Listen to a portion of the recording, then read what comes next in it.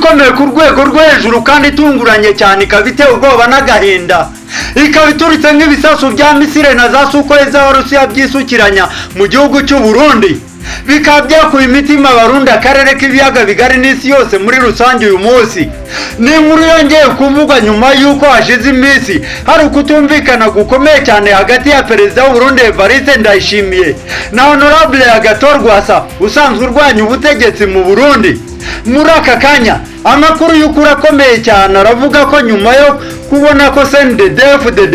itazamwemerera kwiyamamaza mu matora ya perezida w'umwaka utaha wa 2027, Honorable Agathon Rwasa ngo yamaze guhitamo kwerekeza inzira y'ishyamba nk'inzira imwe yonyine rukumbi yari isigaye yamugeza ku butegetsi bw'u Burundi. Amakuru y'ukuri kandi asukuye akaba ahamya ko Honorable Agathon Rwasa arimo akora recruitment militaire mu ntara z'igihugu cyose yifashishije abari abarwanyi ba FNL Paripehutu, aho bikomeje kuvuga ko mu Agathon Rwasa yamaze guha inshingano zikomeye cyane zo gushaka abasirikare bashya benshi, ngo harimo uwitwa Major Fundi uwahoze mu nyeshyamba za FNL Paripehutu, ariko ubwo habagaho kuvanga ingabo na CNDD-FDD uyu mumajoro wakundaga iby'urugamba cyane muri FNL Paripehutu we ngo akaba yarahise yirahira akirenga ngo ko adashobora kwifatanya n'umwanzi yarwanaga nawe. Mu gihe kandi ukuri gukomeje gutangazwa ari uko muri Repubulika Iharanira Demokarasi ya Kongo mu ntara ya Kivu y'Amajyepfo mu duce twa Sange, Karemi na Baraka ngo hamaze kugera ingabo nyinshi cyane z'Abarundi zishobora kurenga 5,000 za Honorable Agathon Rwasa umukomando wamaze kwiyemeza kwambarira urugamba. Ibi byose bikaba bimaze kuba mu gihe andi makuru yavugaga ko Agathon Rwasa yamaze gupfumbatishwa amafaranga agera kuri miliyoni 300 zose z'amafaranga y'u Burundi ngo yemera umunyamuryango wa CNDD-FDD, maze ngo akarahira akirenga akavuga ko atakorana n'umugambwe utunzwe no kurya igiturire ndetse no kuyoboza igitugu ku rwego rwo hejuru cyane. Gusa abasesengura politike y'u Burundi baribaza bati ese Agathon Rwasa ari tayari guhangana na CNDD-FDD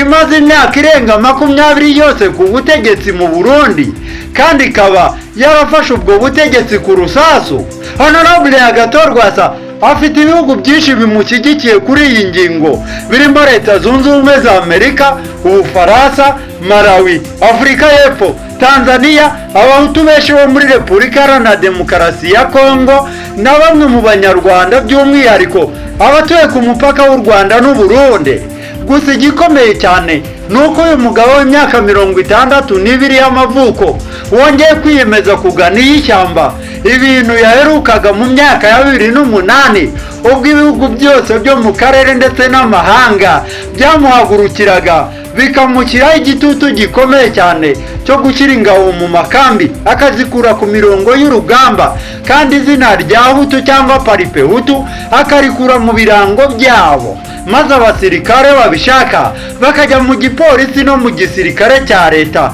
bakivanga na CNDD-FDD yari imaze gufata ubutegetsi, ndetse n'ingabo za Major Pierre Buyoya wari umaze gutsindwa n'ingabo za CNDD-FDD, maze bagakora igipolisi n'igisirikare cy'igihugu aho kuba icy'umuntu ku giti cye. Iki gihe icyahise gikurikiraho nuko tariki ya 5 z'ukwezi kwa mbere 2009 abarwanyi babarirwa mu 8,500 ba FNL Paripehutu bashyizwe mu makambi maze bamburwa intwaro n'izina rya Paripehutu rikurwa ku birango byabo. Hanyuma tariki ya 18 z'ukwezi kwa 4 2009 uwari komanda w'aba barwanyi nawe ari we Agathon Rwasa yasubijwe mu buzima busanzwe, yemererwa gushinga ishyaka rya CNL anagirwa umushinga amateka uhoraho. Gusa byateye ikibazo gikomeye cyane mu bari abarwanyi ba FNL Paripehutu kuko bose siko binjijwe mu gipolisi no mu gisirikare cy'igihugu,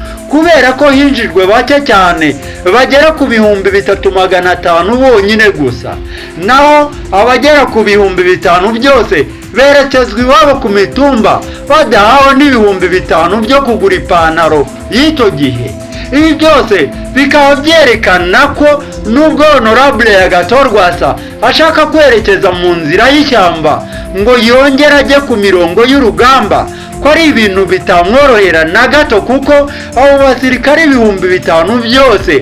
batashye bamwise umugambanyi, kuko yemera ko yemeye kumanuka amaboko kandi batabonye ibyo basezeranijwe kurwanira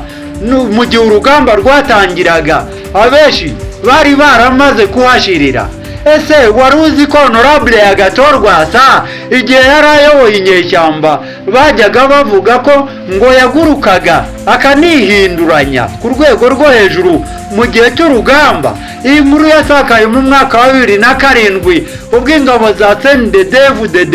zamugoteye i Bujumbura mu Kamenge arimo aremesha inama FNL ababwira amakuru y'urugamba, maze ngo agahita aguruka bakamubona mu kirere arenze mu bicu nk'igisiga. Gusa nubwo